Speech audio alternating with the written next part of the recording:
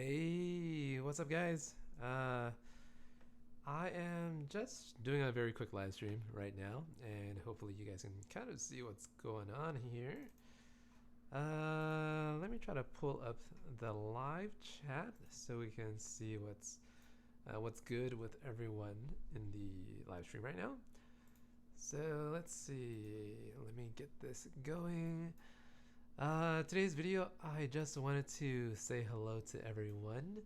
I think a lot of you guys know that I go on these yearly trips, yearly excursions to places outside of the United States. And this time around, I'm going to be going flying into Shanghai, which is a great place. I went there last year, and everything was just pretty amazing, pretty awesome. I had a really fun time teaching iOS programming to a lot of the high school students that were there. Um, so yeah, today I just wanted to maybe talk about that very quickly. I don't really have anything planned, so I just try to go off the top of my head and try to see what I can come up with, and maybe you guys will be entertained. I don't know yet, but yeah, we'll see. So let me get the chat on the left side of the screen. Maybe I'll turn this up a little bit like that. Okay. Yeah, good morning, everyone. I normally don't hold a live stream at this hour, so hopefully you guys can hear me. Yeah, let me know if the audio is okay. And video looks fine to me. Audio is not clear. Is audio not clear? Maybe I'll turn up the gain a little bit. Yeah. So good morning, everyone. I guess the one thing that I'm trying to do now is I'm trying to prepare everything for the trip. So whenever I'm trying to set up a somewhat small type of boot camp like this, I try to come up with good topics to teach and good examples to go over. So audio or voice is not coming in properly. It's about midnight here, so I wouldn't call it morning. Yeah, just hello to everyone. I know it's pretty late here, so it's pretty dark. You guys can probably tell by maybe the ambient light here is not that bright. Yeah, so I'm just thinking about different topics to teach. I have to prepare a lot of different assignments. I'm thinking about updating my website so that I can include a lot of the lessons, a lot of the prep work, pre-course material. But yeah, overall, I'm going to be teaching uh, 10, 10 days of iOS programming. So for the 10 days, I have roughly 5 of those days planned out already with different types of assignments. So for me, normally when I'm trying to teach something, I try to come up with the most interesting things to go over.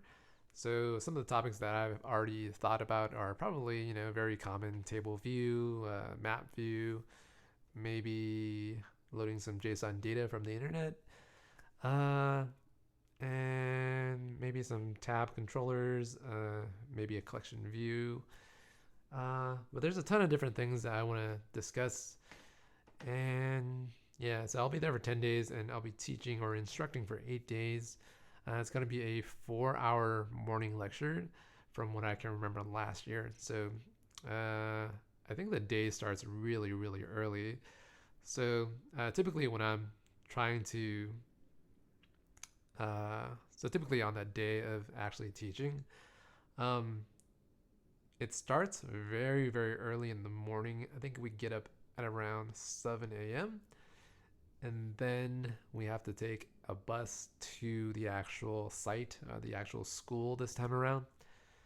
And that takes about half an hour. So once we get there, we have to eat breakfast. By that time, it's about 7:30 to 8 o'clock. Um, yeah, I think maybe the lecture starts at 8 or 8:30 in the morning. And it goes all the way from 8:30 to about 12:30. And then everyone takes a break to have lunch, and they come back. I believe at 4 o'clock we have another lecture that I have to give. And then at 8, I think at 7 to 9 p.m. So it's an all day event. So during that time, I have to come up with some assignments and some homework for the students to actually complete uh, for their kind of, I guess, their camp experience.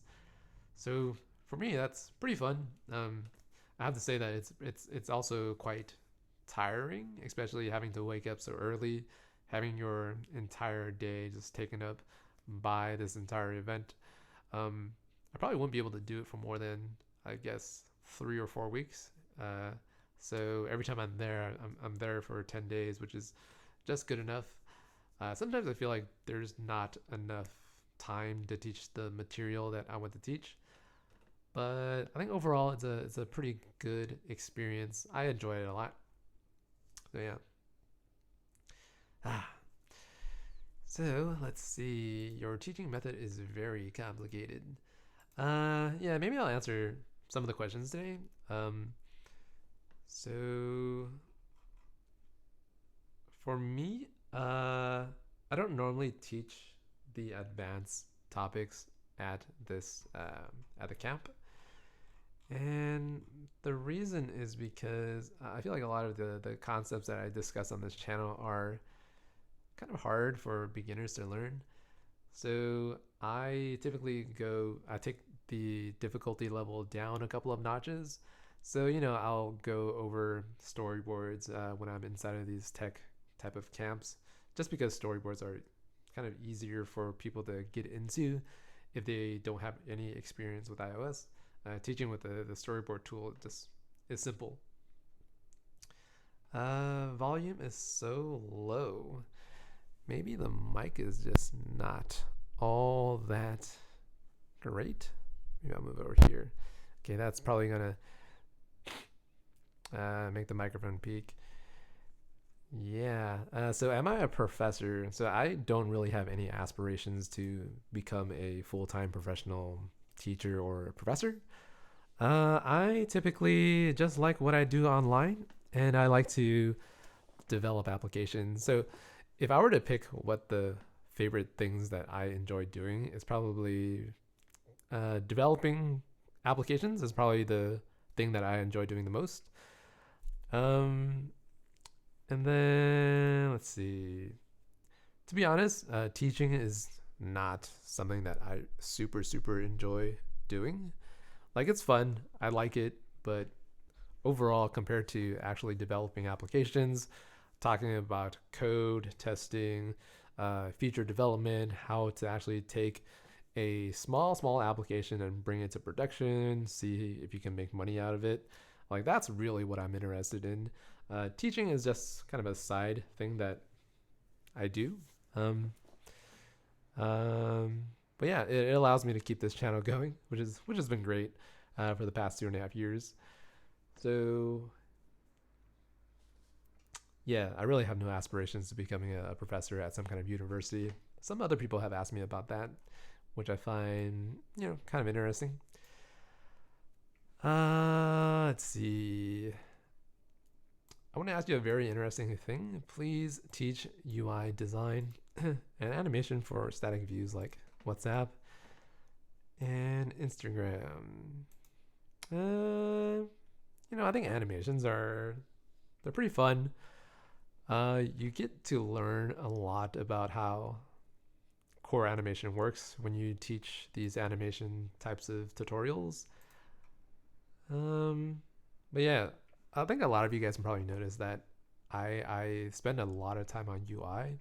Actually, when I first got my very first job as a developer, I was a UI developer, and I've enjoyed doing it pretty much my entire career. But at the same time, UI design gets kind of boring after a while. So that's kind of why I now do like backend development. Keeping track of our databases, making sure that the backend server is up with 99% uptime. So that's also pretty fun. Let's see. Make a video on full stack mobile app development. Which one should I start first? I don't know. I feel like whenever people ask me these questions about what you should start first. Like obviously you already have a pretty good idea of what you want to do, right? You should never really ask someone like what you should start first.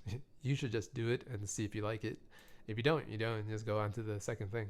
It's a really easy problem to solve. No one's going to be able to tell you what you're going to like, right? It's all very dependent on the person themselves. Can you do a video on Arc Swift and MVVM? So I plan on releasing a course on Arc Swift, but the course that I was planning, it kind of went into this different direction, and I found out, or I kind of realized at the very middle portion of the course planning process, that it probably wasn't the best project to demonstrate all of the capabilities of Arc Swift. So I don't really think I'll do that. I don't think I'll talk about Arc Swift just yet, but I'll do it eventually, hopefully. Can you please upload videos on auto layout? I guess I don't have enough videos on auto layout yet, huh? Let's see. When can we expect the next Firebase Messenger episode to be released? Probably next week. I think I have it scheduled for Monday, tomorrow. Yeah.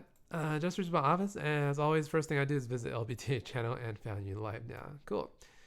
Would you recommend taking classes about web development? I don't know. Yeah, I would recommend taking anything you find interesting. Where do you stand on React Native and all other one code based builders? I don't know. If you like doing React Native, I would say go for it. If you don't, obviously don't. Video explaining multiplayer AR. If someone could teach me AR, I'd love to watch the lessons on that. Can you explain how can I protein to protect my application? I don't know. Build out a good security feature or make sure it's secure. Do you work from home? So yeah, I do work from home. Most of what I do is just managing this channel right now. So as you guys can see, there's a lot of subscribers on the channel. So things are going pretty well. Getting over 115,000 subscribers lately. So yeah, 115K. And yeah, I've been doing this channel for 2.5 years, making all these courses on the website, putting up all the videos on the channel. Seems like people are enjoying what they're seeing, what they're being able to, I guess the content on this channel seems to be doing somewhat okay. So I don't really see myself doing anything else for the next year. And yeah, so I do some work that isn't related to the channel every now and then, but right now I just want to focus all my attention on kind of building out more and more courses, building out different types of applications, and teaching how to program. Yeah, so this channel is really focused on teaching people how to program. It's not really focused on iOS. I mean, the main focus is Swift, but it's really teaching people how to program. So as you can see, like we don't really use a storyboard because I really want people to get super comfortable with typing out code. And that's what I like doing. I would probably go crazy if I had to use a storyboard for more than like 2 videos. Love your videos. One of the best Swift tutorials I've ever seen, but is there any updates for Flutter for map widgets? I don't know. You tell me. I feel like you can Google this, right? So Alvin, if you can Google that, you can let me know. Rapali Gatti says, can you please make some of your future apps using MVVM architecture instead of MVC? Yeah, I'll be releasing some more videos on MVVM. Hopefully I can explain it in a way that kind of makes sense, because I know a lot of this stuff isn't really talked about a whole lot, especially on Swift development. So Jay says that, hello, I understand on your LinkedIn you're not looking for a job. I work in a corporate company and we're looking to hire someone to lead the software engineering mobile curriculum development. Software engineering and mobile curriculum development. Am I interested? So, Jay, if you can email me on LinkedIn, or I don't really know how you're gonna contact me. Maybe Twitter. Um, send me a send me a message on Twitter or at me on Twitter at build that app, and let me know what exactly the job is. So I don't really want to do software development right now. I mean, I really like it, but I would rather focus on developing like curriculum. Yeah. Yeah, I guess that's what I'll say for now. Uh, what's your message to storyboard user? Hey, if you like the storyboard, go for it. Nothing wrong with using a tool to make your job easier for you. Uh, yeah. So Omar, Al Ansari, Omar. I like to see your implementation of the UI split view. I don't remember how to actually use the UI split view. I guess there's like a master controller and a detail controller. Is that how it works? Yeah.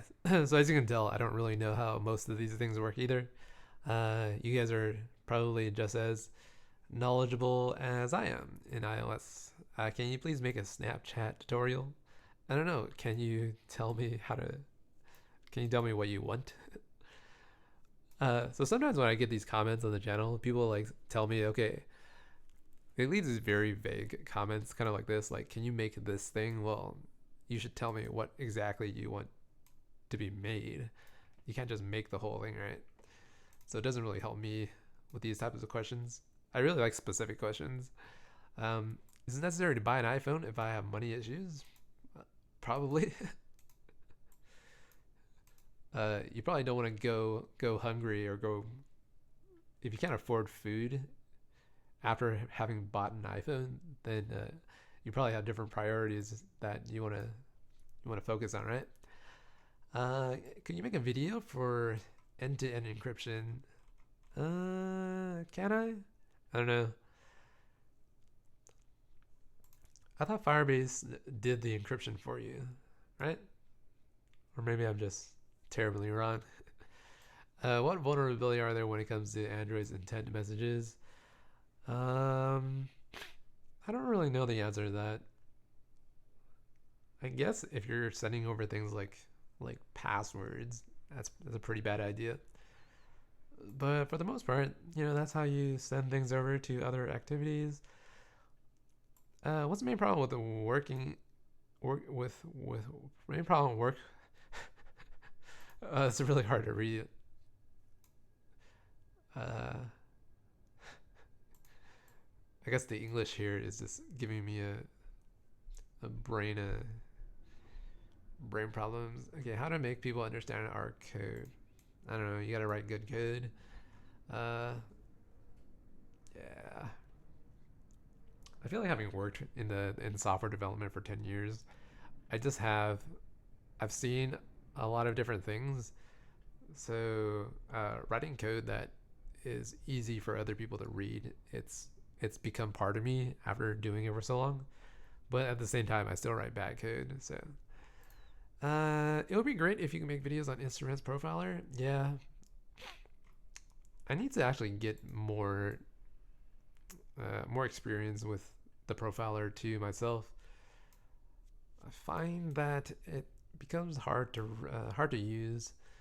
Am I doing anything OAuth 2 OpenID? Probably not. I don't even know what OpenID Connect is. You are awesome, mate. I'm a big fan. Well, glad to have you here with us, Noman Haroon. Alex says that I'm meeting with my first client today. I'm building their iOS app, and after the Android version. So thanks for all the work on YouTube and the paid courses. Awesome. Yeah, if you guys are not aware, there are paid courses on the website that you can take. I believe I've seen Alex in a lot of the different courses, and yeah, a lot of people have learned so much from the courses, I believe. And yeah, I really hope to put out more for people that are really interested in kind of taking their iOS development to the next level. Are you still gonna release the Tinder course? Hopefully. So my plan is to put more courses on the website first, and then I'll kind of release that Tinder course. So real life one, you're gonna have to wait. I would say 2 months. Yeah, let's just say 2 months for now. MVP versus MVVM. I don't really have a whole lot of experience with MVP. Do you have any sites that you'd recommend to find cheap, skilled iOS developers for hire? Nope, I don't think I do. Let's see, Morali Rabava Jalal. It says that big fan of your courses and your teaching. Could you please make a video on image types, compression, optimizations? Yeah, you probably want to use the library for this kind of stuff. I would think. Dongju Bak says Flutter please. I don't know if I'm gonna release any more Flutter videos on the channel. I might do like a Flutter course for the website, but the problem with Flutter is that the SDK will change so rapidly in the next like half a year that I think it's going to be a headache for me to update and keep all that code maintained.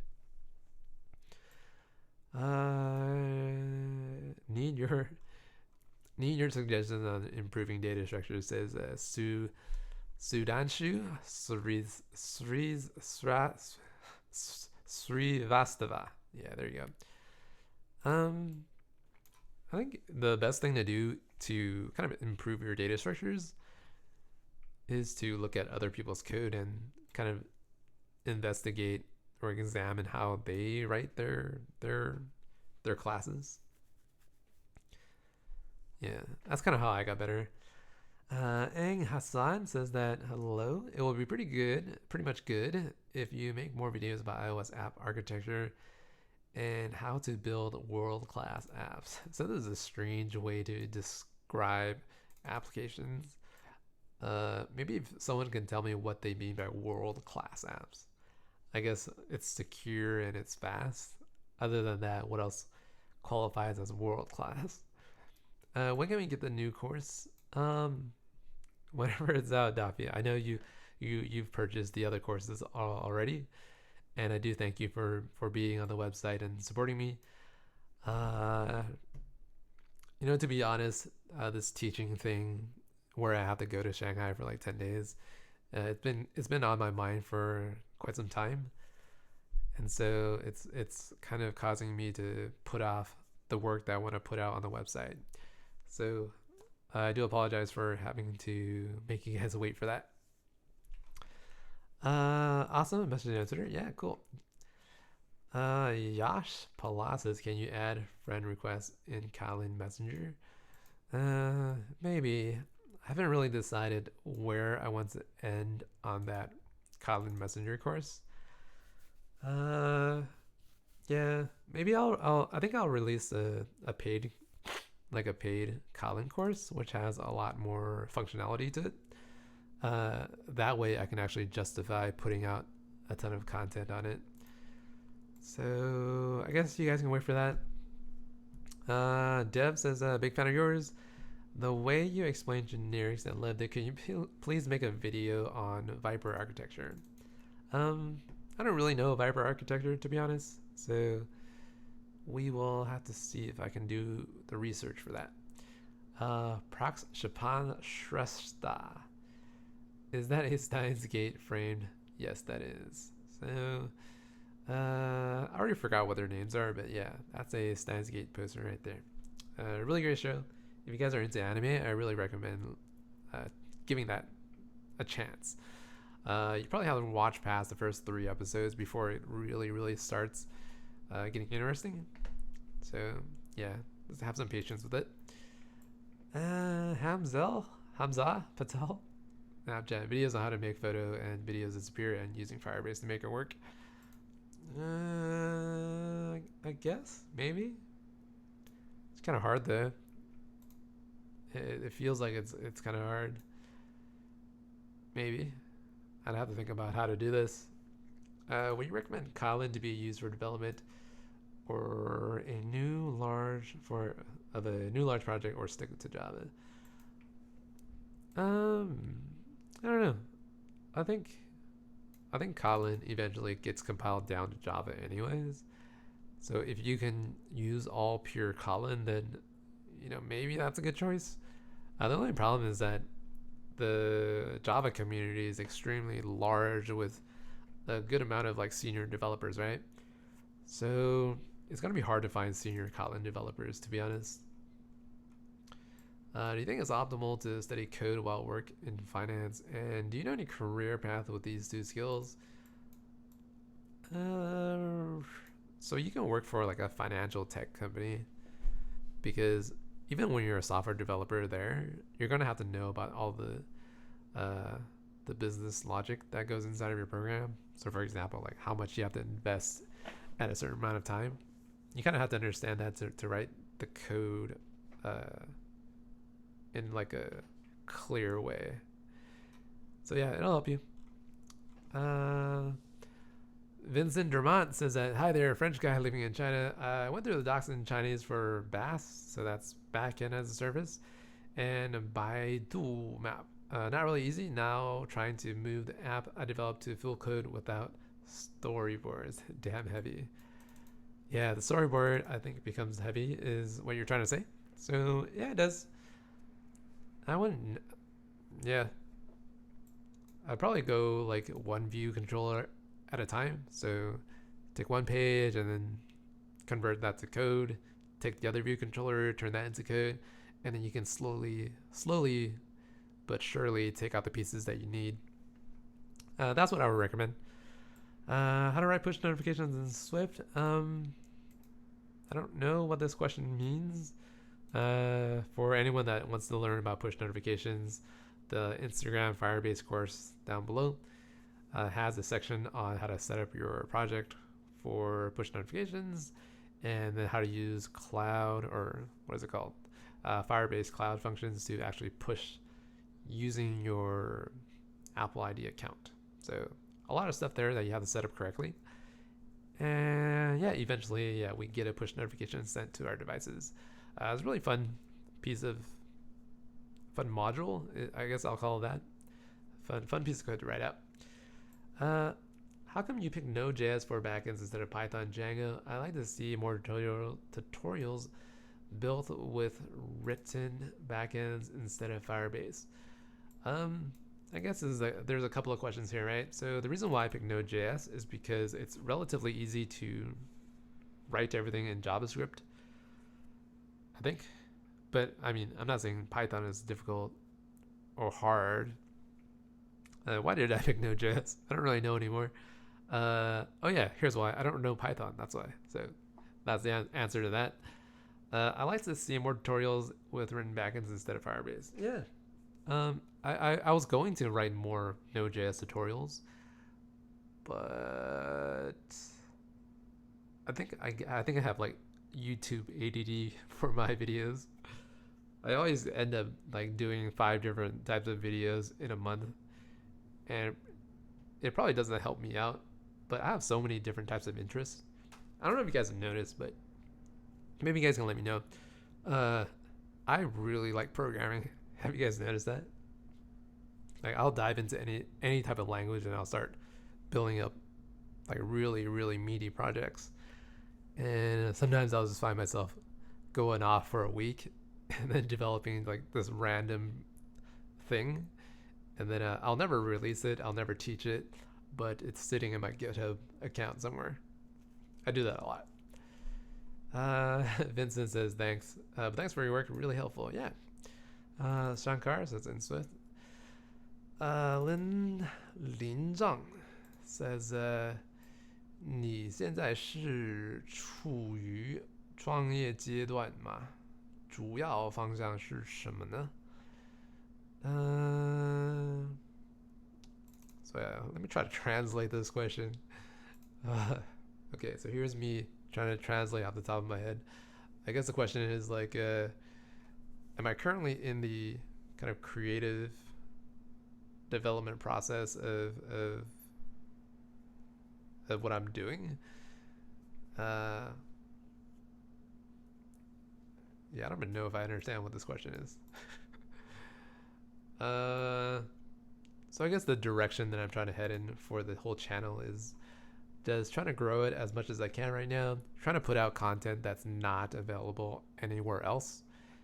And the ultimate goal for me is to provide people with a way to learn iOS or just learn programming in general that's not super boring.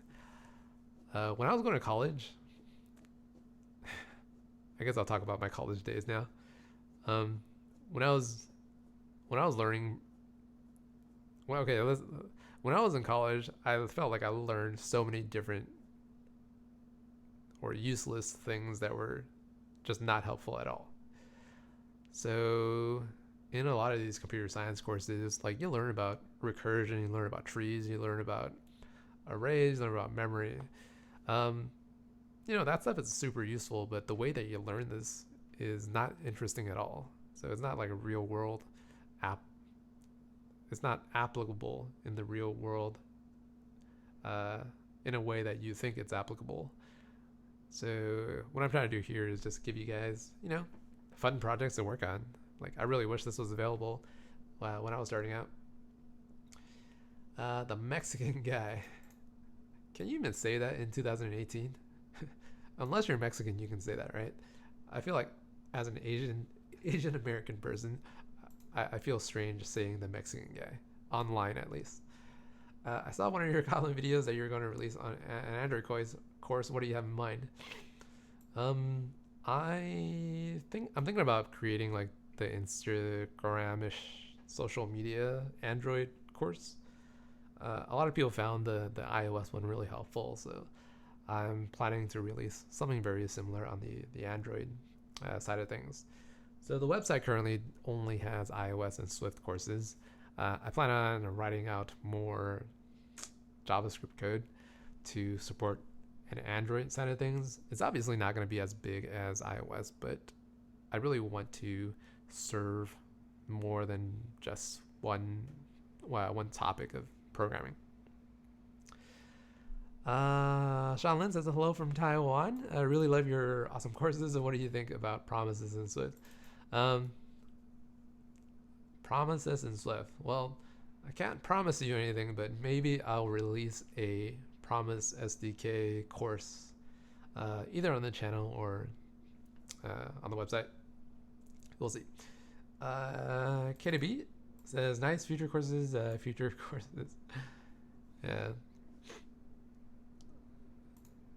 Yeah. I don't want to be like a complainer, but some of these courses take a while to produce. Maybe I just suck. I don't know what it is. It takes me a while. Like preparing the dang thing and then writing out the course outline, the curriculum, and then finally like sitting down and record a video. That whole process takes like two months from beginning to end.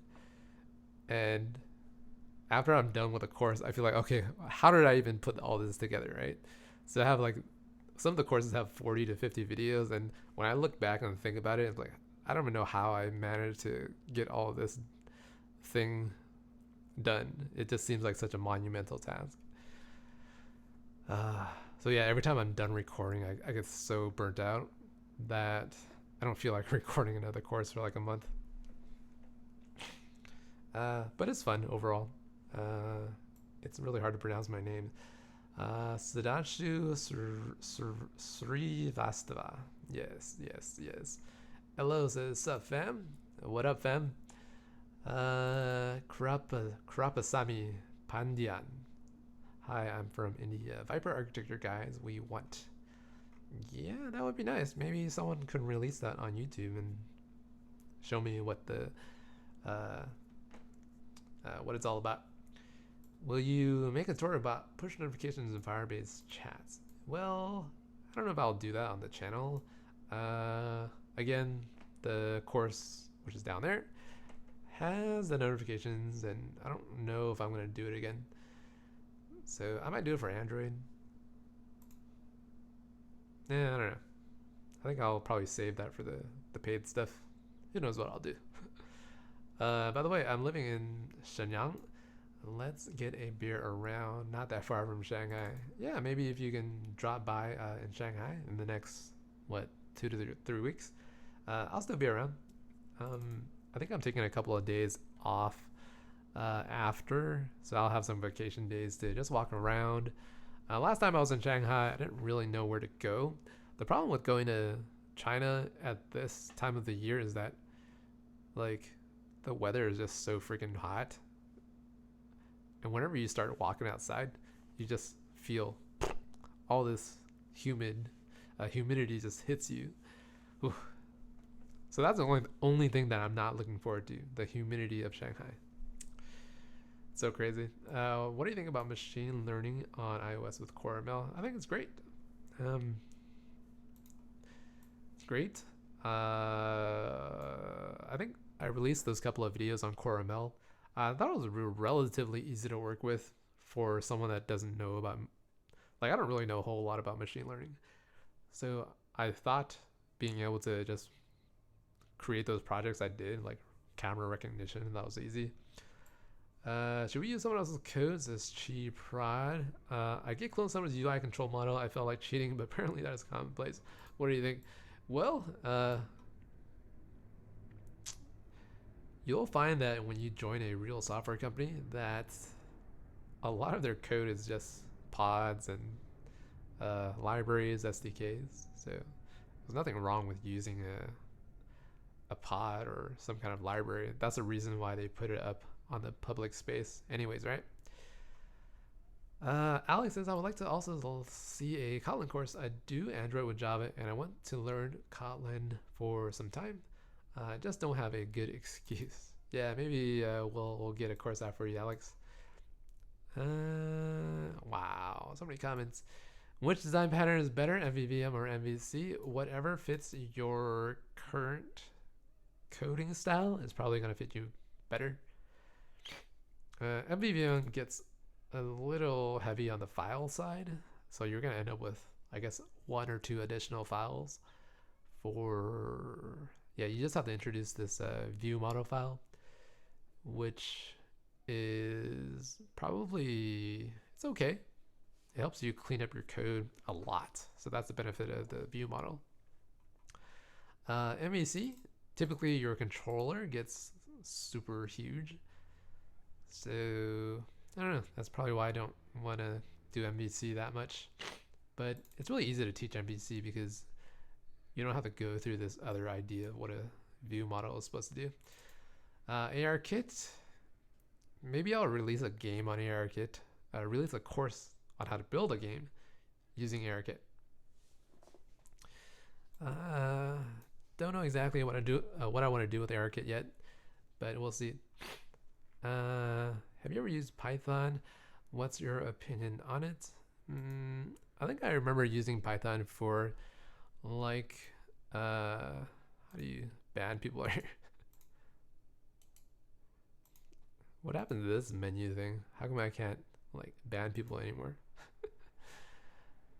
So I was using Python.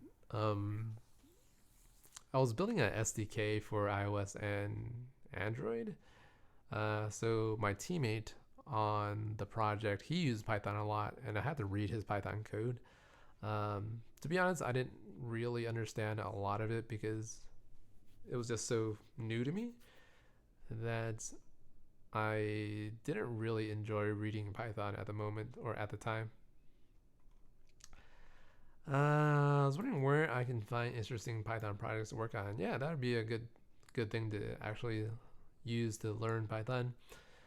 If I want to intern at a company as a software engineer for iOS, how many projects do you think I should present in my resume in order for me to feel confident? But because I don't have any experience. Well, if you don't have any experience, you're gonna go in there pretty. You're gonna be in pretty bad shape. It's what I would expect, right? I think, yeah, just build as many projects as you can, and then throw away your first 10 projects, and then keep the last 3.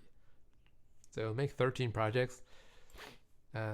Like, realistically speaking, you'll have like the first 10 projects, first 20, first 30 are going to be pretty garbage projects. So would be incredible to have CloudKit step-by-step course. I would buy it. I've never really thought about making a course for CloudKit. Maybe I should though. It's a pretty big topic, I would think. Please make more videos on core animations. Yeah, maybe. Best iOS teacher ever, period. Cool. Thank you, K2B. Satish Kumar, how are you easily adapt with other language? I don't know really. I can't really say I have a good answer to this question. After a while, it feels like all these programming languages are pretty similar. The main thing you have to learn per language is how to execute a loop, how to define variables, how to reference those variables, how to write a function, maybe how to write a closure so that you can pass functions around. And aside from that, I think that's it. Like every language that you learn, those are the 5 or 6 things that you need, and you should be able to get up and running with what you want to do. Future prospect career in DevOps. So, I mean, I feel like there are so many software companies out there right now that are getting bigger and bigger that they have to add more people to the DevOps team. So, not a bad career path to choose in 2018. MVVM with Arc Swift, please. Oh, there's just so much to talk about. Like MVVM is a big topic. Arc Swift is another big topic. I would probably have to make like a 50 video course to cover this well. I don't think you understand my question, so I repeat it again. So let's build that out. Do you think software engineering jobs in US has much skewed salary in comparison to other countries such as Canada? It's definitely skewed, but what do you mean? Is this like skewed negatively, or skewed as in are software engineers making too much money? Like, if you go to places like major tech hubs in the United States, so for example, if you're talking about Silicon Valley, engineers get paid quite a lot here, but like you really won't be able to afford like a big house like other places. But at the same time, you can just rent a place for like $3,000 a month, and you'll live quite comfortably, like very comfortably. How hard is it to get a job, says Bruno, with no experience knowing only Node.js and Swift? I think that's pretty good. If you want to be an iOS and a backend developer, that's all you need. With the popularity of hybrid apps, Ionic, React Native, will you still consider learning native development anymore? I don't know. I mean, like obviously, if you want to learn native development, you should learn it, right? That seems to make sense to me. If you don't want to learn React Native, then you should learn native. So, I guess it's a really strange question to ask. Yeah, there's so many easy resources to use for native development. It's pretty hard to learn React Native, I think. Quality content takes a lot of time and effort, Brian. We do understand why you feel overwhelmed after each project. Thanks for the solid work. Yeah. Thank you, Sammy, for understanding. I was born and raised in Mexico till my 20s, says the Mexican guy, and just recently came to the US to study TS, but yeah, I know what you mean. Yeah. So yeah, we were kind of talking about how, at least in the US, you can't say things like the Mexican guy or saying something like the black guy. For some reason, saying this in public is really weird because of so maybe I should explain this to people. This is not related to programming at all. But in America, when you say something like that, like the Chinese guy, the Asian guy, the white guy, that is so taboo in 2018. The reason why it's taboo is because we're supposed to pretend we don't see color, we don't see a race. We're not supposed to have any type of stereotypes in our heads, but we have stereotypes for a reason. It's because as humans, we categorize people based on certain features that they have. And to pretend like we don't see these features is really strange. But the current climate, the current social structure of United States, uh, you can't really say these things, which is really weird, right? So you'll run into these situations where, like, let's say you work at a place, right, and then the UPS guy or the delivery guy will come in and drop off a box, right, and then he goes away, and then so you ask your associate or the receptionist, and like, oh, did you see the delivery guy, right? And then the maybe he's black or something, right? And you can't really say, oh, you see that the black delivery guy. You can't really say that, which is strange. All right, so that's a little bit of side tangent on race and what you should and shouldn't do. How do you ban people? I wonder how you do that. Can you hide people? I wonder. Okay, it seems like people are kind of filing out of the live chat. Totally understand how time consuming it is to produce a course. That's why we all appreciate your time and effort. Your courses and videos have changed me from a normal person to a helpful person. Well, that's good to hear. Okay, KDB. Farouk Academy, message retracted. My question is from Lin Zhang. Are you starting your own business now? What is the main direction? So the channel is currently the business. The business is the channel. The main direction. I think the main direction is just kind of, what is the main direction? I'm just seeing where the channel is going to go. So the original plan was to have like a 5-year trial of what I can do with this YouTube channel. So it's been 2.5 years. Things have been going relatively okay. And the main direction is to see where I can take it within the next 2.5 years. Yeah. After a while, being a YouTuber, just making these videos, gets to be a little bit too much after a while. Sometimes you just want to sit down and write code and not not have to get on camera. That's one thing that you have to get used to. But I guess it's 2018, and as we evolve with the internet and the YouTube, Instagram, we all have to get more and more used to having our faces front and center. Some of the questions on the channel are annoying, like if you want to learn English, go to Udemy or something. That's a programming platform, not an English tutorial class. Yes, I do agree that some questions tend to be a little silly. I don't know how to answer that. Is it okay to start off with web development before diving into Android iOS? I heard it's easier to get into and land a job. Not sure if that's true. So JK Sam, the only recommendation I have for people is to learn what they like to do. So if you like web development, do that.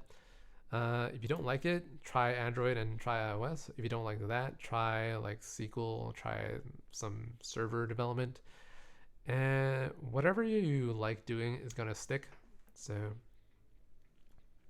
yeah, like if I were to do something that I didn't enjoy, what would be something that I don't enjoy doing? So I'll tell you guys what I don't like doing when it comes to software development. I hate tracking metrics, which is a very, very important thing to do. But when you have to track things like, oh, did changing this color of this button affect my overall sales goals as much as I wanted to? like doing things like that, tracking, user experience through code. I really don't like doing that. So I would say that if I had to do that as my first thing in software development, I probably wouldn't do it.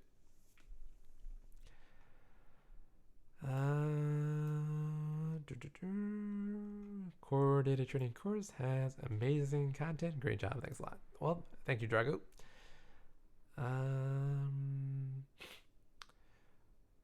Teach us apps like renewal, subscription, membership apps. That's actually very true. Manly, Silicourt. No one talks about the business side of dev. That's true. I would say that it's hard to make money on the App Store. So talking about it requires you to actually have experience making money. So it's kind of hard. Wei Dev says 是华裔嘛？华裔 I think that's how you pronounce that word. Yeah. 我是广东人吧？虽然我是在就是美国出生长大的，但是我是算是广东人啊。我还有家人在广州。去年的时候啊，有回去，就是回去广州就是探亲。How to get an internship in Silicon Valley? So I don't know. The competition in Silicon Valley is really high, so it's a great thing if you think about it. You just have to really step up your game. Getting an internship, I don't think is extremely difficult, but you do have to be at the top of your class. So, I mean, you don't really have to be the top of your class. You just have to go and apply to multiple companies, and hopefully you'll pass their tests and you'll get in. Vegas Rin says that I found this channel just now via Reddit. Hope to learn some Swift from you. Awesome. Maybe I should start marketing on Reddit a little bit more, huh? Yo, Lev, good morning, good evening, everyone just getting ready to go to work. Is this the new live chat broadcast hour? Maybe I'll just, yeah. I'll probably be gone for like the next month or so. So we'll see if I come back for a live stream, maybe next month. Payment gateway, an iOS app. I would say do a little bit of research on Stripe payments. They have an iOS SDK. It's pretty straightforward to integrate. Love all Chinese people. Thank God for Asian. Let's build that app, guy. Okay. Let's see. Okay. Just finished putting analytics events in Mixpanel. Was a lot of work. Yeah, so analytics, tracking metrics, figuring out what works and what doesn't inside of our app. It's kind of what analytics is for. Again, super useful, but oh my god, the code that you have to write for that is so dry and boring.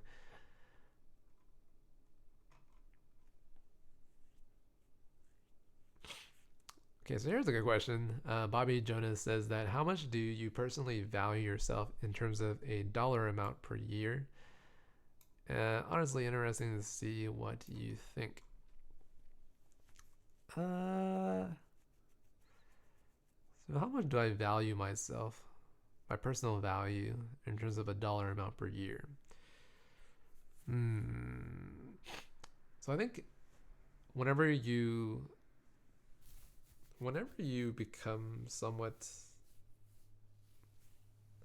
when you have a platform of people that kind of pay attention to you, your value goes up a little bit. So like having a YouTube channel will kind of make you value yourself a little bit more, because sometimes you feel like people are waiting for you to put out new content. In terms of dollar amount, I think Yeah, I don't know. It's hard to answer that question.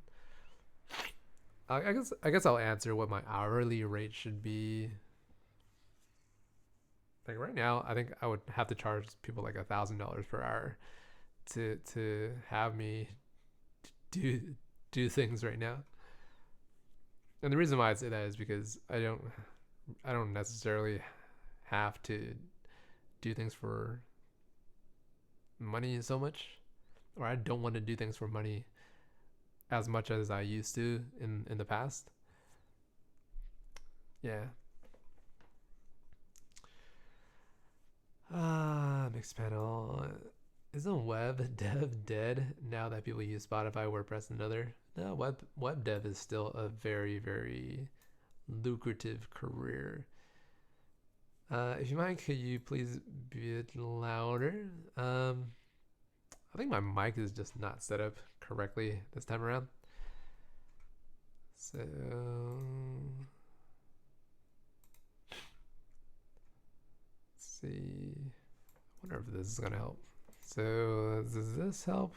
No, probably not. Who knows? What laptop do you suggest? Waiting another course.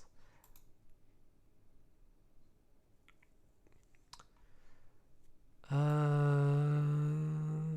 think the new MacBooks are pretty good. I'm thinking about getting one that's gonna cost maybe like $3,500. It's really expensive. I don't really need it, but we'll see.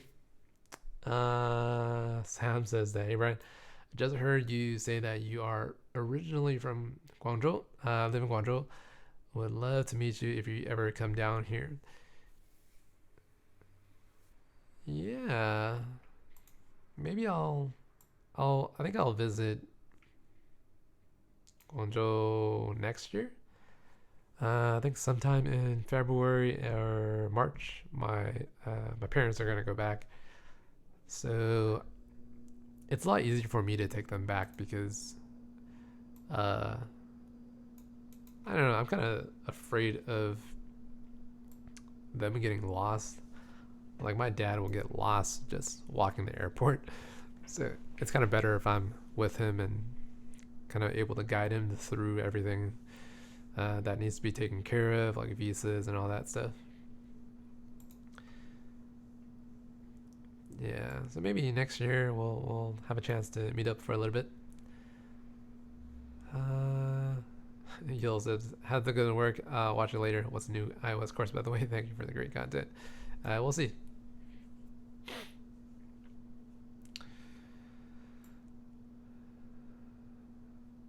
So here's a good question. Ella says that are your Instagram app course, coordinated course, podcast course good to present on my resume? Not like copying it, of course, yeah, but showing that I know how to use certain imports and etc. So the way that I build out all of the courses on the website, the paid ones, I am trying to help people get jobs actually. So all of the lessons that I provide are supposed to be really helpful to give you insight into kind of getting a job a lot easier. So I feel like the Instagram course, when you are able to build that out on your own without any help from like the lessons, like obviously you'll look back at the code, but if you understand how to put all of this together, you are pretty much able to kind of get your first junior level job, in my opinion.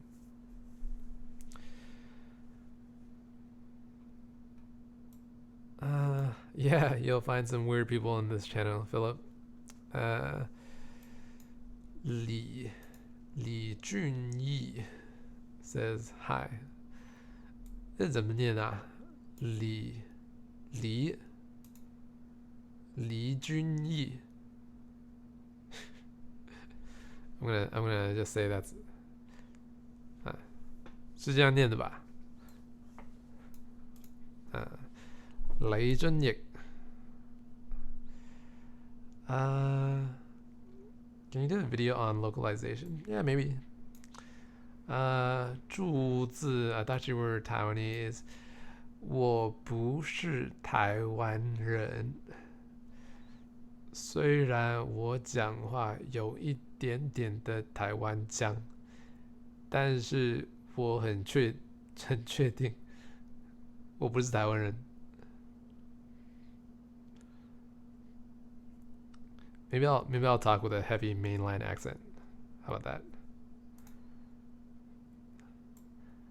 I don't even know how to speak with a mainline accent, really. Or yeah, 就是北方那个调是怎么说呢？北方人的那种腔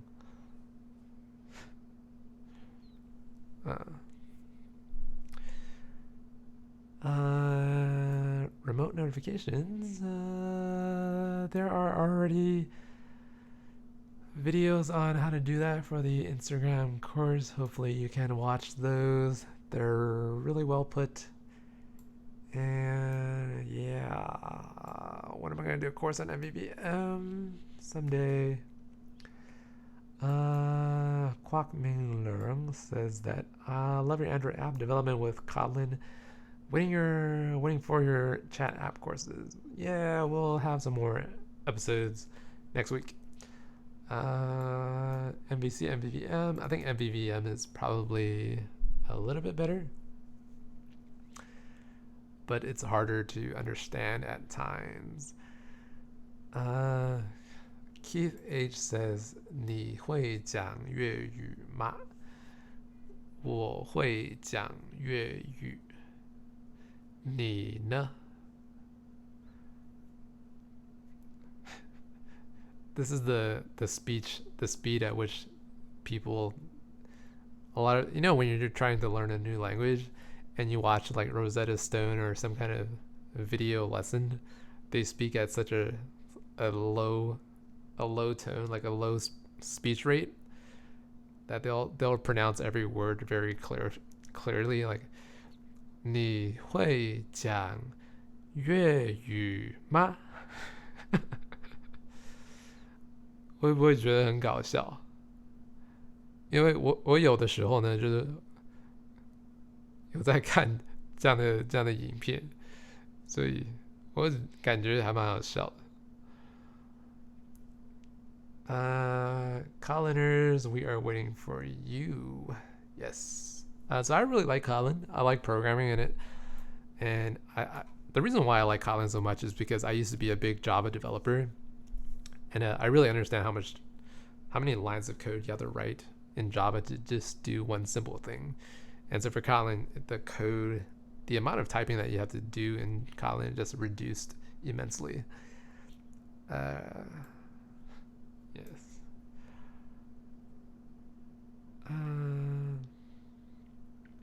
Yep, MVVM. Enjoying the Kotlin course as well. Pretty surprised at how fast I'm picking up the language. Yeah, you'll be surprised.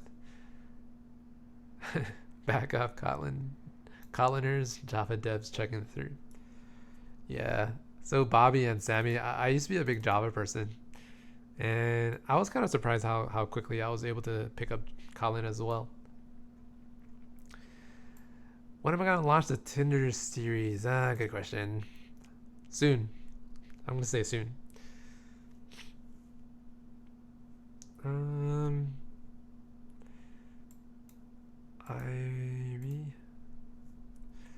So Adam Mendoza says, I just arrived. What pronounces each word clearly in Chinese? I'm interested in learning Chinese.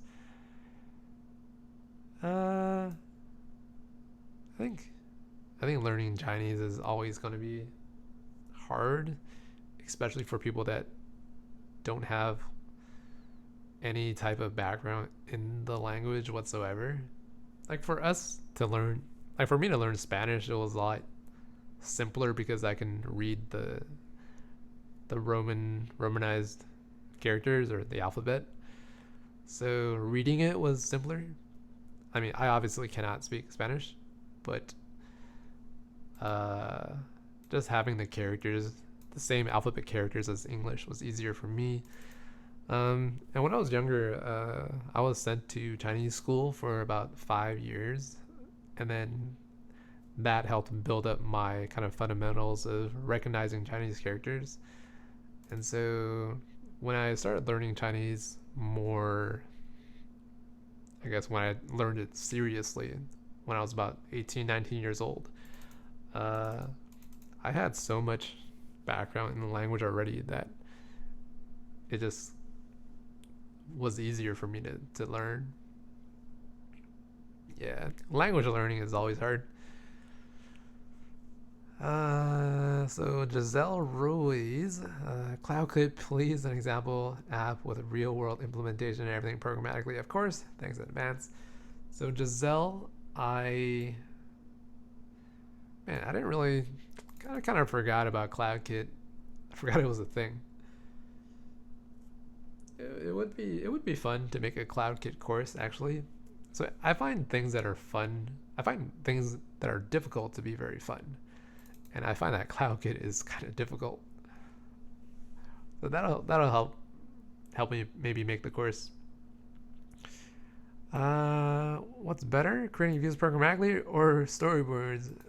Whatever you find helps you make your app faster or make it better maintainable for you is probably better. Kotlin tutorials are great. Any chance for RX Android with MVVM tutorial in the near future? Ooh, RX Android. I don't know about RX Android. It took me a while to learn what RX Swift was. So, let me try to pronounce this name. Z, J, Z, J, 哲学, 哲学, 哲学. Yeah, okay, I'm gonna go with that. 哲宁代. I've been learning to figure out positioning for CA layers versus UI views, and it's been driving me insane. How do you programmatically anchor a CA layer to another CA layer, and then that to a view? So when you're trying to work with CA layers, you pretty much don't have anything close to anchors or CA layers don't. You can't position them easily. What I've been able to do in the past is I think I override a function in UI view like called draw or layout subviews or something. And during that pass of the actual rendering process, you have access to things like the width, the height, and the XY location of your CA layer or of your view. And then you kind of draw your CA layer based on that. Other than that, I don't know of any better way of doing it. So maybe I'll make a tutorial on that because there was that project where I had these like 3 circle animation things going. So I just used that trick to kind of draw multiple CA layers on a stack view. Which language did I use to build my website? So it uses React.js for the front end, and it uses Google Golang for the back end. I think I've talked about this before. Mac or PC for programming? I obviously use a Mac. I don't really have a preference. It all depends on the actual IDE. So Visual Studio Code is one of my favorite IDEs. That's available on Mac and Windows. Android Studio is also Windows and Mac. The only thing that's not available for Windows is obviously Xcode and the iOS simulator. So that's the only major reason why I'm using a Mac. If I didn't have to use Xcode, then I could go with either one. LO says, have you watched Westworld? Yes, I have actually, and I just finished the 2nd season last week. For those of you that have not watched Westworld and someone is recommending this show to you, I would say you're going to be in for a lot of slow episodes, a lot of good episodes, and then some really confusing episodes. I'm not really high on Westworld, actually. I'm interested in a book for custom UI without interface builder. Well, this channel is pretty much the only place you'll get, only place you'll find for custom UI and ditching the interface builder entirely. Ali Al Nagmash. Hi, Brian. We missed you. Well, I've been here. Haven't I been here? Hey, Brian. With CS background, do you think it's possible to, or a good idea to dive into both iOS and web dev? Thanks for the content and effort, by the way. I don't really think it matters if you have a CS background or not. If you like doing this, so I really like programming. I don't know, you guys probably tell. I can program for days, and if it's iOS, if it's web, I enjoy all of it. You know, backend development as well. I can just get into the zone and just program for 8 hours a day.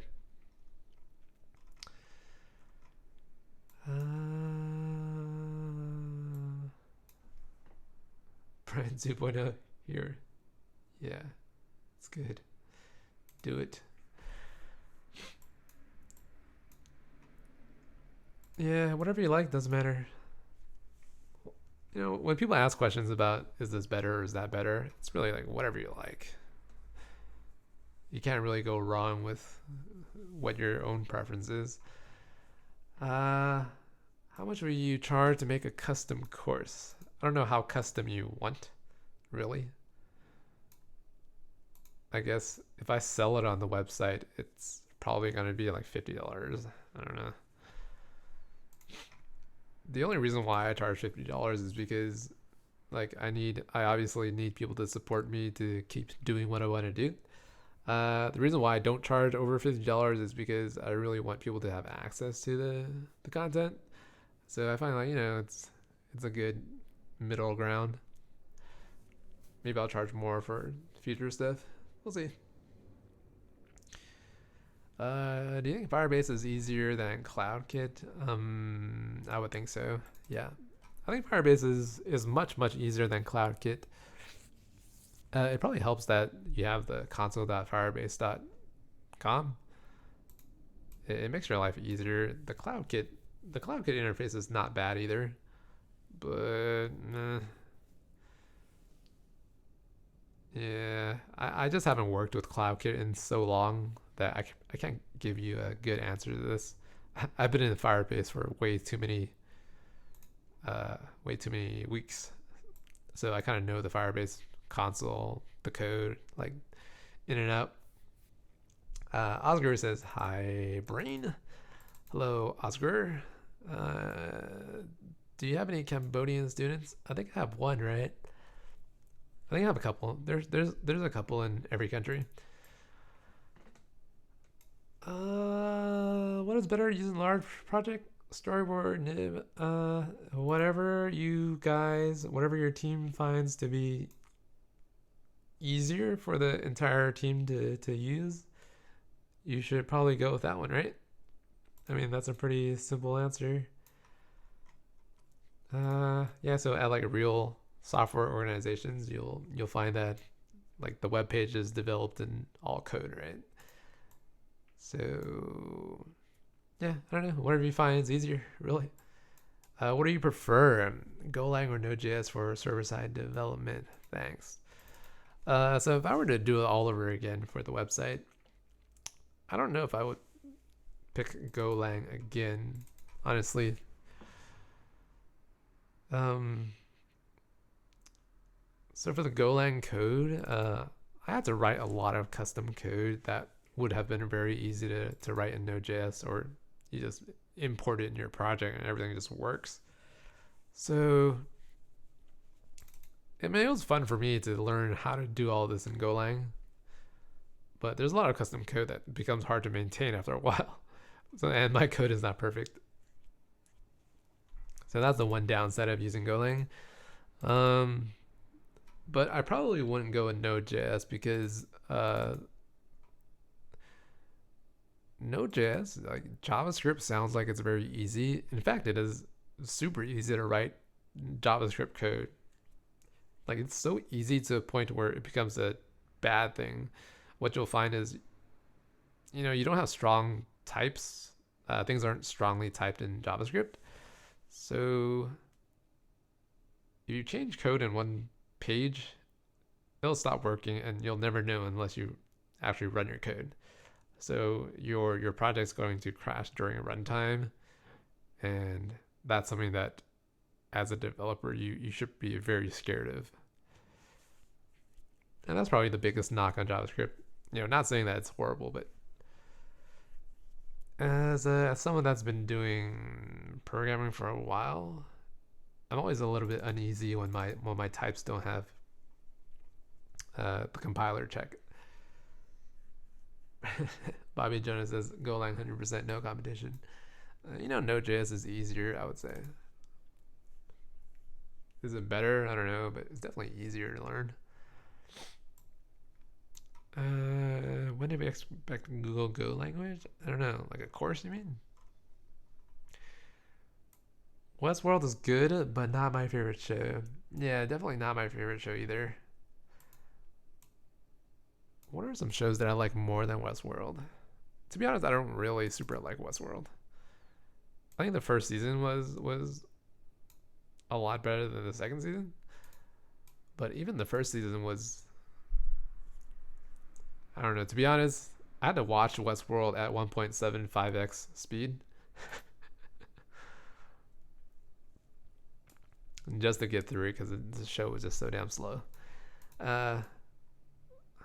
What? It's been out for years? I don't know what yeah, I think he's referring to when am I gonna have some like videos on Golang. Sacred games on Netflix. I am not a big Netflix person. I like to already focus on programming without storyboard as well as blockchain. I mean, this whole channel's programming without the storyboard. I don't know if you want to see my focus on it anymore. I'm not a big blockchain person. I don't have any Bitcoin. Maybe that's a bad thing.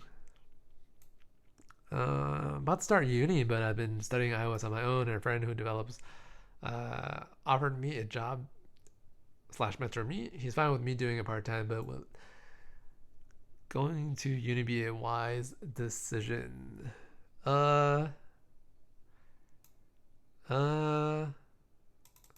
I guess this goes back to the question of whether or not you should go to university to be a software developer. I would say probably. As much as I hate colleges, because I really do hate colleges, I would say that I got a really good education out of it. Yeah. Something that you can't really measure is like the prestige of graduating from the college that you go to. I probably got hired at my first development job because the person that interviewed me also went to the same school. So that played a big part in it. And that's kind of what kicked off my career for me. So without having went to that school, I don't think I would be in the same place as I am today, which is a good place to be. Naveen says, asking regarding a course. Yes. So Golang course. I don't think too many people will be interested in that. I would do a terrible job at teaching Golang, to be honest. Yeah, would I? A backend server course just using Golang. That that doesn't even sound fun to me. Is that fun? The thing about Golang is like the code. It's hard to read.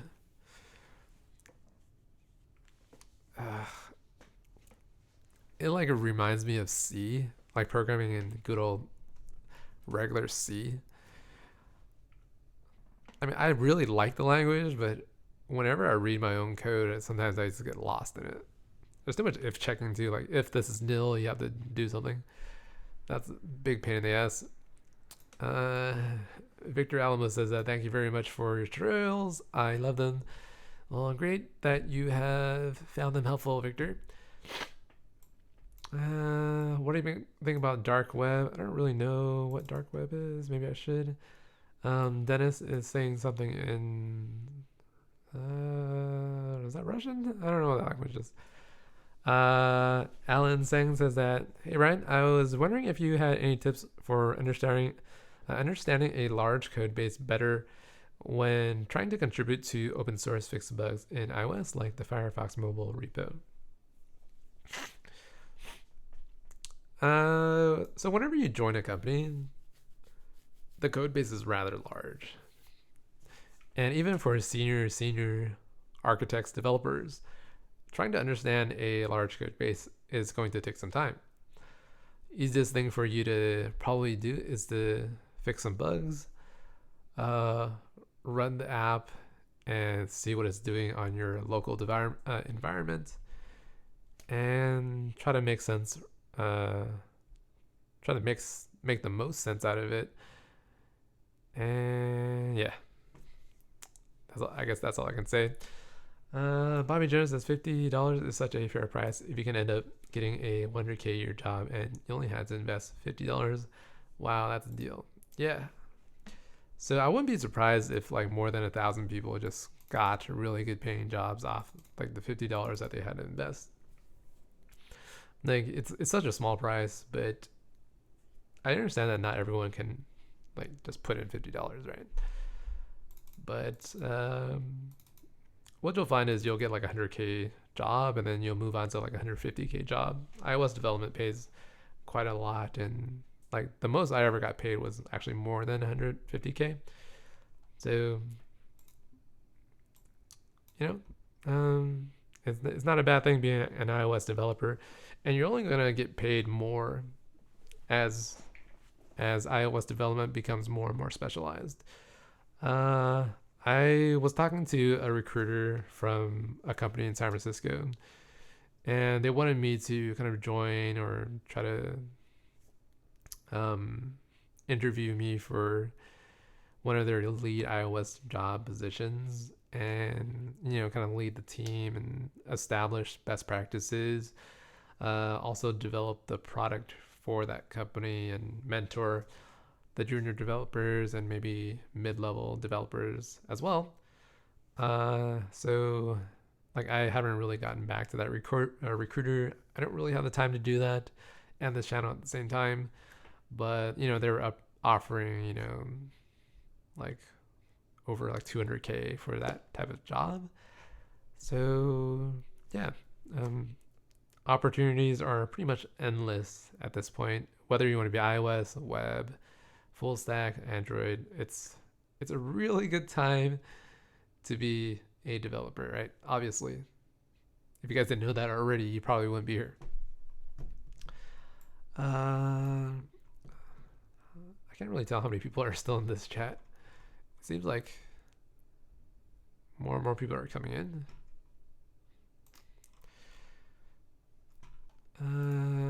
Maybe I should fix my hair. I came back from the gym and play a lot of basketball, so that's why my hair is kind of like really all over the place.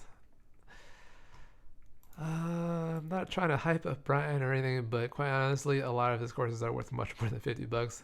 The Instagram, for example, is $1,000 in my opinion. Yeah. So if we calculate the amount of hours that you get of my time teaching the 50 courses, like let's say I charge like $200 an hour, so 50, it's probably 30 minutes per episode, or 20. 50 is like 25 hours. We're gonna say, what is that, $5,000? Yeah, let's say the course is $5,000. Screw Nodejs. Any compile language. Nodejs, only use Nodejs for prototyping. Be warned, peeps, stay safe. Yeah, you hear a lot about Nodejs not being super usable when it actually goes into production and then grows and grows into just a massive layer. I don't know. Manly says that I need a course about in-app purchases, renewals, subscriptions that will unlock user on subscription page if not subscribed, etc., and how to do Firebase video storage like a course video app. Yeah, I need this course for me personally. I contacted you via IG direct message with no response. So a lot of you guys don't know this, but I don't use Messenger. I don't use Facebook Messenger. I rarely use Instagram messages. I probably only communicate with people on Twitter in terms of social media. The reason for that is the amount of distraction that comes in from messaging is just not worth it. So if you guys want to be productive, eliminate all of the messaging programs you can, is my recommendation. How to make a calendar? Should I use a library or build it myself? If you want to spend the time in building out your calendar feature, I suggest giving it a try. And if you need any more features that you don't want to build, I would suggest using a library. Building out a calendar is always an interesting exercise to like figure out how many days is in this month, how many days is in the year, and so on and so forth, leap years and all that. It's a good way to get more comfortable with Swift programming. Let's just put it that way.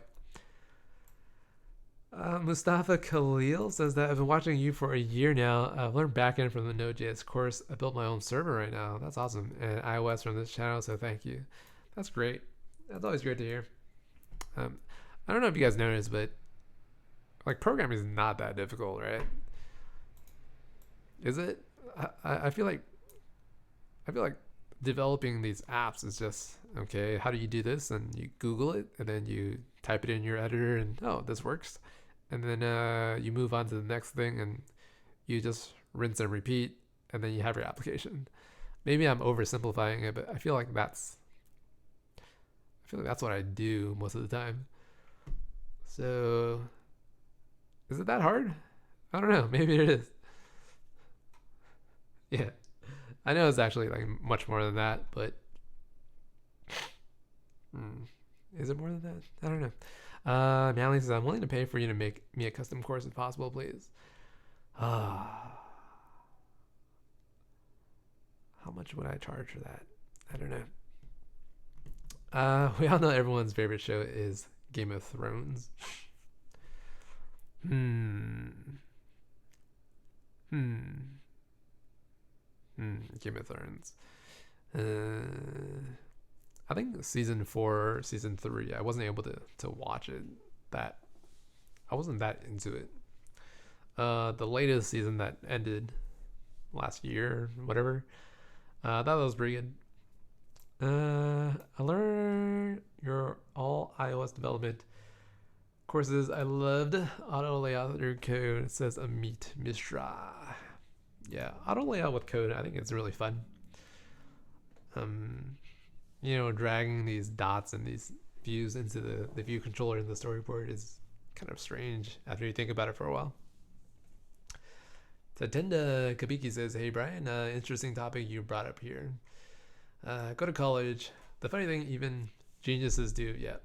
Why? Well, geniuses can learn entirely on their own, everything, but they're able to learn even faster in college, so go. If you have the money, just go. So going to college for like a CS degree is really worth it. You won't be able to find the same topics like online. There's no online program that will go that deep into computer science. So the one at UC Berkeley was pretty tough, and I was kind of able to make it through. So it was well worth it. But nowadays, like, college is super expensive. But if you end up graduating and you find like 100K job in the Silicon Valley, even if tuition's like, well, how much is tuition nowadays? I think it's like $40,000 a year per semester, maybe. That gets pretty expensive. Why are you exploring other technology as well, like Android hybrid development? Android is really fun. I find hybrid development just not that fun to me. Yeah, if you guys notice, I only do things that I find to be entertaining and fun for me.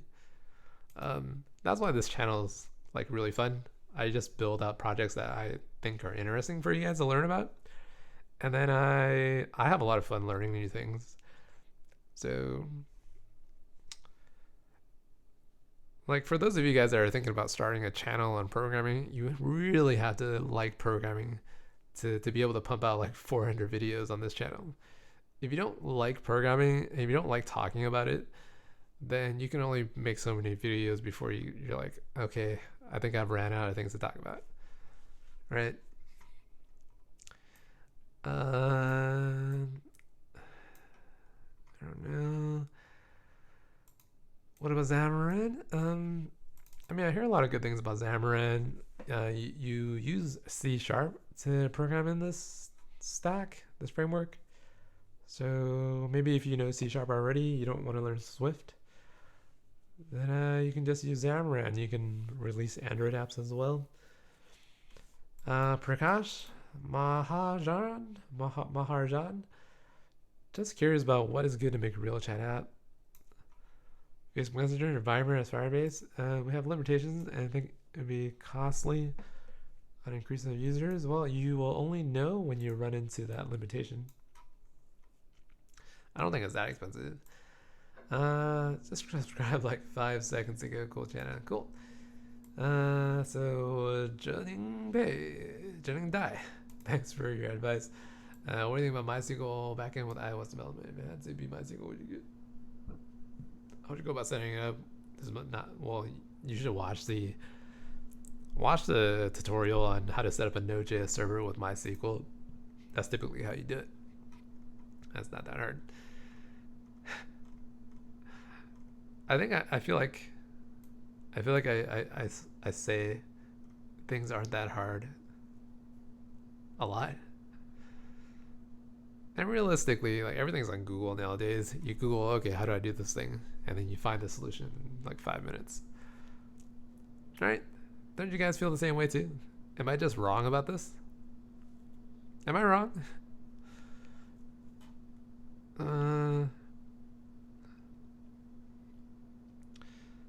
How would you evaluate potential of PHP for upcoming years? I mean, I guess let's be honest. PHP is never going to go away because WordPress uses PHP, and Facebook still uses PHP, so it's whatever. I don't really have a thing. Like I don't have a strong opinion about languages, honestly. Like I don't know. It's just a language. You just use it to do what you want to do, and that's it. It's a means to an end. And if you have to learn a specific language, you will learn it within a week. Anybody want to help me with my app? Check it out. GitHub under Flip902. Yeah. MySQL isn't a backend. Using your MC model database can be plug and play. Yeah, MySQL is not a backend. Don't use MySQL, use Postgres. I guess if you don't want to use MySQL, you can go with that. I don't really know the advantages of Postgres personally. Node.js is great. I use it extensively for microservices, CLI tools, APIs, and even to make executables. Yeah, Node.js it's not bad. I actually like Node.js because it's easy to program in. That's not bad. Please don't listen to Joseph Whittington. Node.js is trash. I would say if you want to learn like a backend language, if you want to learn backend, then Node.js is not a bad choice. Once you learn about how to consume these requests, how to access your database, how to save data, how to create a REST API, and then, okay, you understand these concepts, you can move on to something else that might be a little bit better. Any chance of doing pagination on the podcast course? I know it's been done on Instagram one, but this is a custom API. A little bit different. So that is a good question. So the podcast course, you can get the podcast by searching, and I think you have the limit of 50 by default. I guess if you wanted to change that, you can get 10, and like the result set can be set to 10, and you get 10, 10, 10, 10, 10. You can just keep doing this. I don't know how you would specify the last result that you got, so I might have to look into that.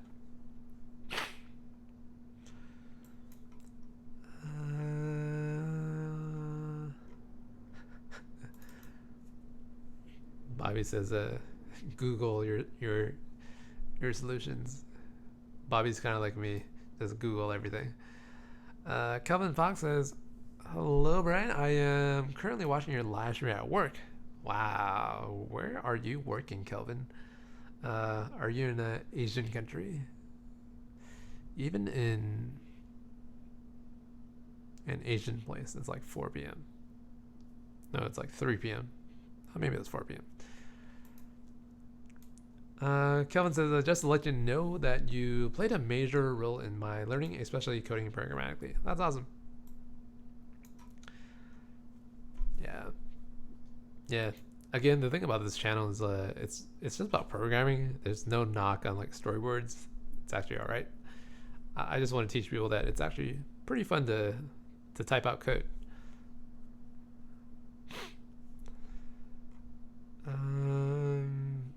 Programming is relatively simple, but one can waste hours and hours on framework issues. I mean, yeah, I find myself wasting a lot of time sometimes. Like learning how to use UIKit because the documentation really sucks. That happens to me a lot. Google Maps gotten more expensive. Really? That's not good to hear. Everyone's favorite show is Let's Build That App videos. If only that was the case. I think a lot of people were excited about like the courses or the videos that I had on the channel like a long time ago. I really got to get back to just building out specific apps and putting it on the channel again. So like 2.5 years ago when I created this channel, I gave it the name of like, let's build this app, let's build that app. It hasn't really been that way for the last half year, maybe. That's something that I kind of regret. So I really want to get back to like the Kotlin Messenger app. This is a real app and there's a lot of lessons. I find that people find it like much more educational when the actual project size is bigger. There's more functions and features that we have to put together, and you kind of get to see a bigger picture as to how to architect things, where the code goes, the features, if they actually work here, should they work another way in a different screen. Yeah, but having said that, I guess I suck at making really long videos or long series. Can you cover reactive extension, especially RX to Java? No good tutorial for that. So I plan on doing RX Swift for iOS. Yeah, should I go on this tangent, this rant? So I really like Kotlin, I really like Android, but this channel is like heavily focused on Swift and iOS. You know, I was thinking about making a totally different channel for Android content, but it really sucks to have to upload to a different channel and I have to monitor 2 accounts. I don't know if I want to do that, but I feel like eventually I will have to kind of separate this channel from the Android stuff. That way I can truly tell who actually wants the Android content. Mally, would $200 be enough for you to make me the course since I find no help on Google? If we can discuss the details, Mally code. To be honest, I charge quite a bit for custom work. So like $200 is like nowhere near what I would need to produce things custom.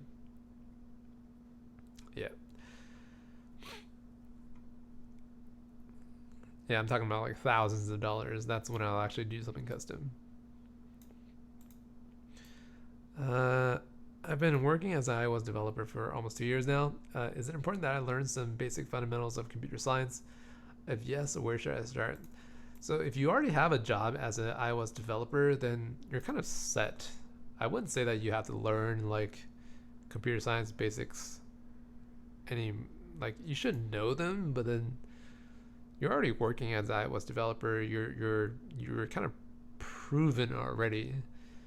The whole only reason why you need to learn like computer science is to kind of give proof that you understand programming a little bit. But if you've been doing it for 2 years already, you already gained this like this proof of like what you can do. Uh, if yes, where should I start? So again, knowing the basics of fundamentals is important. So for example, like memory management, how that actually works in Swift. Like even I don't know, but you should learn about memory management. I think that's an important topic. So for things like retain cycles, why that's even a thing.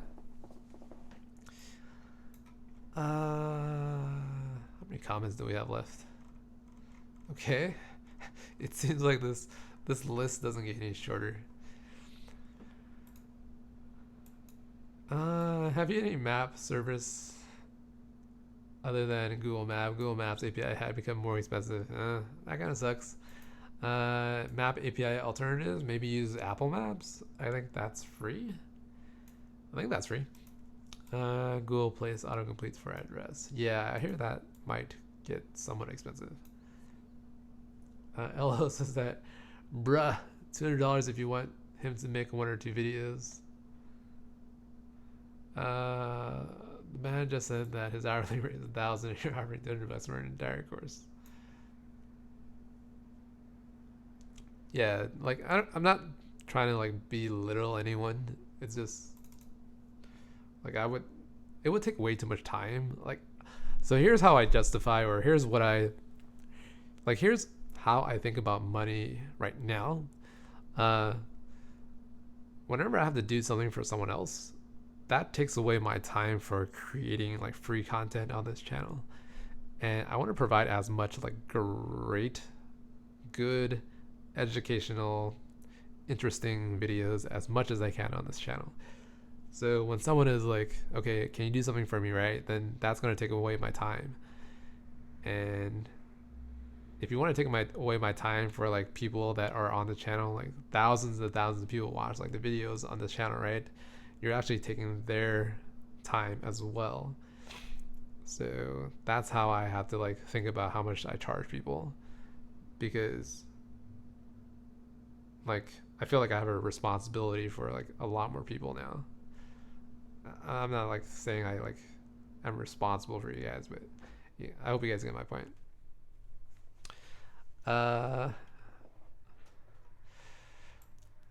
Could you please talk about ARC? So ARC is automatic reference counting with respect to your Instagram Firebase course. So I don't think there's really much to talk about other than like retain cycles with the Instagram course. ARC.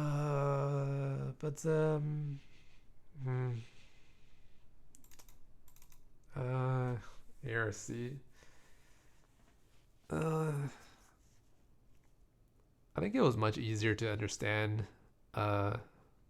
reference counting before like I don't know if you guys know about this, but ARC wasn't always a thing. So there wasn't really a thing called automatic reference counting. And you have to retain and release all of the memory for your variables manually yourself. And I think you had to do that the first couple of years for iOS development. And then they finally came out with ARC, which is kind of like garbage collecting. They'll manage the memory for you. So back in the days, this was Objective-C. And so you had keywords like retain and release. Now with Swift, you don't have that. I don't think you have the syntax to do that anymore. Maybe you do, but I've never really seen it. And so if I were to teach like a course about ARC and reference counting, I would probably have to revert to Objective-C because it's just easier to talk about it with the available syntax. $200 isn't even enough in my opinion. He said he values time at 1K. Yeah, Brian is worth more than $200 for a custom course. Come on, bro. I'm gonna pay him that an hour just to look at my code and give advice. Times that by 10, bud.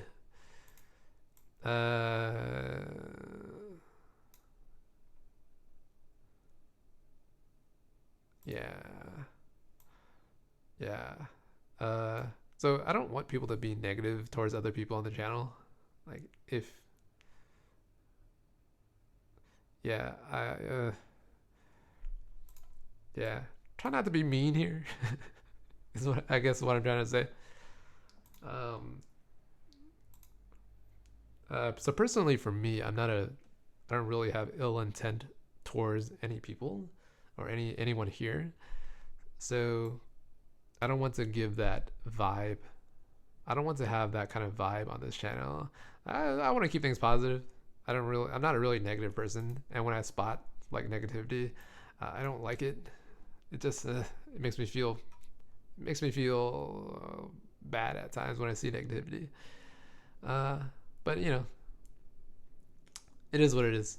Let's just try to keep it positive here. Everything's on Google, and in the 0.1% of the chance you don't find it on Google, you post it on Stack Overflow. Yes. Swift framework server side like Vapor now it's popular now. Do you want to create a course about it? I don't know how much Vapor is going to change, so I don't want to make a course on a framework that changes over time, like frequently. The great thing about Swift is it's been pretty stable nowadays, and Swift 3 and Swift 4 it's pretty compatible. Minor changes. I think going to Swift 5 is going to be a lot easier next year. Hope to make more lessons on animations. I know I say this a lot, but I've been thinking about putting together like a 10 to 20 animation like lesson course thing. Yeah. Sometimes I just get so many different ideas that I want to execute on, and then I just end up not doing any of it.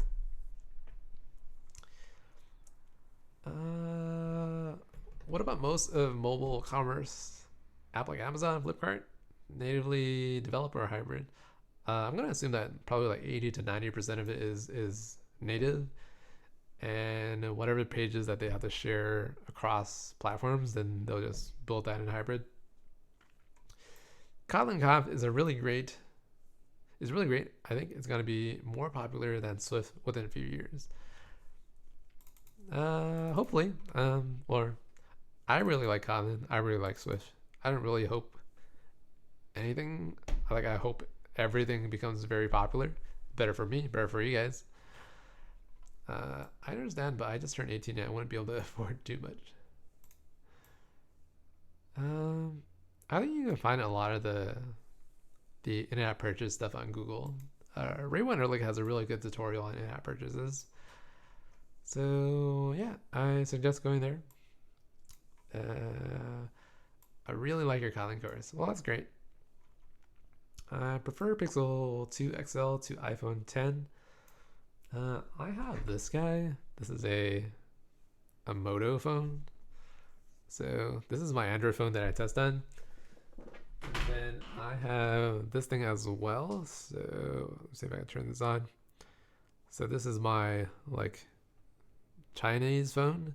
I don't know if I told you guys this, but my phone actually got stolen while I was in China last year. So I had to buy like a replacement phone. It was just me being stupid. I was in a really crowded place and I got my phone stolen. So yeah. Maybe I should have made a video on it, but it was pretty scary couple of hours after you lose your phone in a foreign country because you don't really know anyone there. Luckily, I was still signed on to WeChat on my laptop, so I was able to get to a coffee shop messaged my friend.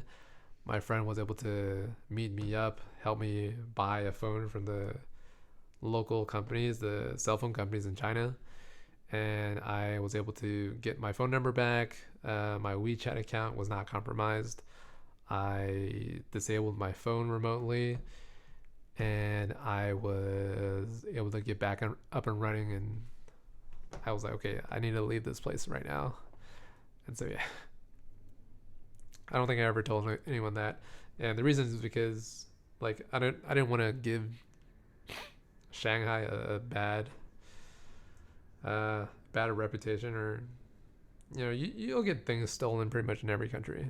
So I didn't want to put like a hate video out there. The courses on the website, do they integrate subtitles, English, Spanish? So I don't have any subtitles for the courses on the website, but I mean, most of it is code anyways. Hopefully you guys can read the code and like, okay, a lot of people have asked me about that, and they've also said that they would like subtitles, but they actually understand like 90% of what I say. Anyways, they just want the subtitles to kind of be helpful. Having said that, I can't really do the subtitles automatically. And I guess that's just Vimeo. Vimeo doesn't do audio subtitles. Yeah. So, iPhone, Moto, and this guy. These are all the phones that I have right now.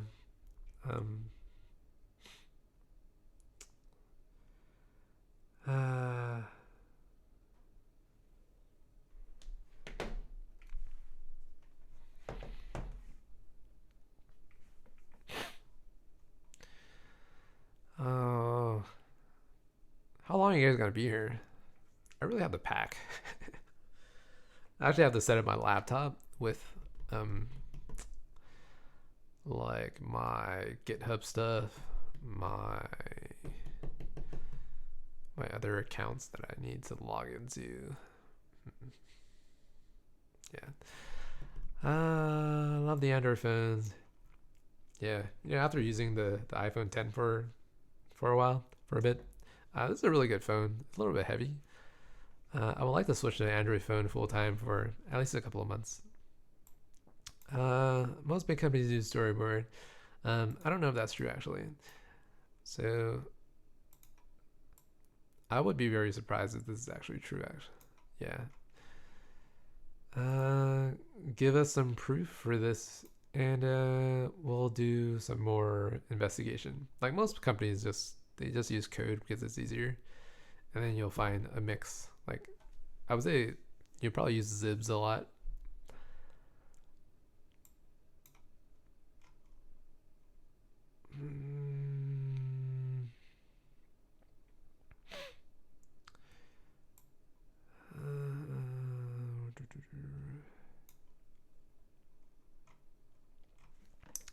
Yes, that is a Steinscape poster. It says Raghav Vashit, and we use React Native. I kind of like it, but it's annoying to use certain native features like camera or media player, but great for cross-platform MVC apps. If you're developing like a really simple app, like I don't know, React Native seems to be a good idea. If you want to start doing things like using the camera, playing music, what else is there? UIKit, CoreML, all these other specialized libraries. You're gonna go crazy trying to use it correctly in React Native. Unless you like build it out in native code and then you just access it via a bridge. Oh, so many people. CS50 is a good free course. Yeah, I think that's the one in Stanford, right? Apple's map is free right now. Right now. It won't be in the future, though, obviously. Won't it be? I don't know. Can you make a video about Kotlin versus Swift? Maybe. I really like Kotlin and Swift. Like, they both have their advantages, and they don't have a lot of disadvantages to them. I feel like Kotlin manages optionals better. Swift is just really annoying. You have to use this guard let statement all the time. It's just ML Firebase tutorial. Is that a thing right now? Is that a new thing with the Firebase SDKs? User videos, thank you a lot. Awesome. Yeah, it seems to be back. Stream is long. I think it's getting on the long side. I was talking about retained cycles with Swift. Yeah. The thing with retained cycles is that it's really hard to prove that there's actually retained cycles sometimes. I think Microsoft know everything private and public in GitHub. Is it a danger for some companies? Probably.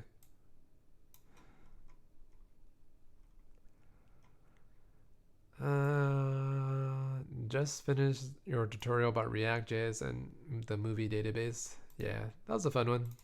So glad you enjoyed it. 14 app developer, have one app in the App Store, 3 apps coming soon. Should I launch an app to Google Play Store? Whatever you want. There's really no shortcut. So Amit Kumar Das says that, hey Brian, please consider showing us the dismissing view controller, just like the real YouTube does in your YouTube course. You know, I took about an entire week just writing out the YouTube dragging dismissing feature. Wasn't easy, and even harder to actually explain what the code is doing. And I don't know, to be honest, if I look at it again, I don't even know. I probably can't tell what the code does. So this phone right here is a Vivo phone. So maybe I should show you guys the UI. I thought this was interesting. But the UI looks like this. It's very similar to an iPhone. So, can I swipe? So, you can tell the UI is like very similar.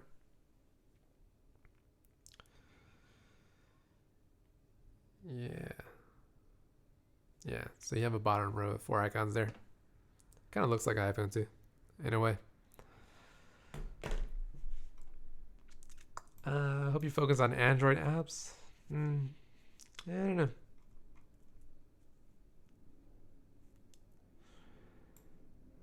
Machine learning seems to be a really hot topic. Maybe I'll talk about machine learning more.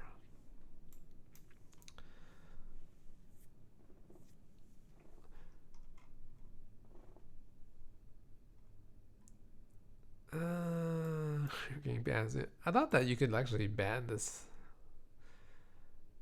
What does that do? Go to channel and interesting. I didn't know that YouTube didn't allow us to ban people from the chat, at least. Oh boy, I think the chat just jumped. Okay, iOS. Okay, so I think that's all we're gonna talk about today. So Android is gaining market share every year. What do you think about Apple can try to combat that? I don't think there's much that they can do. Otherwise, like, they would have done it already. There's just so many Android phones out there right now that I think the current market share for Apple iOS is what, 24%, I think. And so that number is just going to keep shrinking because Android phones are much cheaper and much more affordable. So obviously there's that. However, for anyone out there that's trying to make an application to sell things, you'll find that most people will start buying things. They're more, they are more inclined to purchase items when they are using an iPhone. So the last company I worked with, we only focused our feature developments for the iPhone, and that worked out for us. So I wouldn't do the same thing for Android. Just the numbers don't make a business don't make sense in terms of business or the business model that you're trying to achieve. Okay.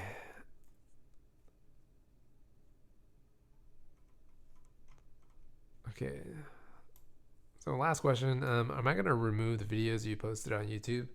Other than the live streams, I don't think I've removed any videos on the channel. You'll see videos that are created 3 years ago or more than 2 years ago on the channel, and for the most part, they'll always be there. I might remove videos that are outdated and obsolete in terms of the code and the syntax, and I can see myself removing videos when that time comes. But for the most part, I don't really remove videos on this channel. They're just up. Yeah, they're just there. I don't see a good reason for removing anything. And I think that's gonna be it for today's live stream. And I will see you guys again.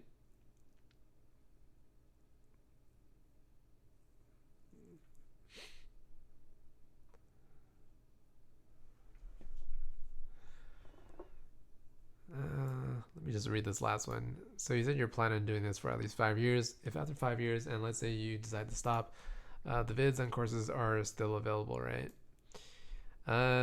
So the thing about the website and all the videos, it's like when you're trying to build something out, you want to make sure that the cost to actually host everything, right, is relatively cheap. So because I've been doing this for a while, I found the cheapest solutions to like have a server up, host the videos. They're done through Vimeo. It's not expensive. So as far as I can tell, I can just keep all this up and running for really, really like almost nothing. Like the Heroku costs are like super, super cheap. The only thing I pay more than $100 for is the Vimeo account, and that's where I host all my videos. I think it's like $200 a year, and I think that's it. I mean, I had to pay for the domain. I had to pay for. There's not a whole lot that I had to pay for, so as long as the business is still up and running, I hope to keep everything up and running, obviously. And yeah, so I'm gonna see everyone sooner or later. And yeah, I'm just really tired from being on the stream for so long. I'm gonna shower and have something, maybe a nice meal, and or midnight snack. And I'll talk to you guys later. Bye bye, guys.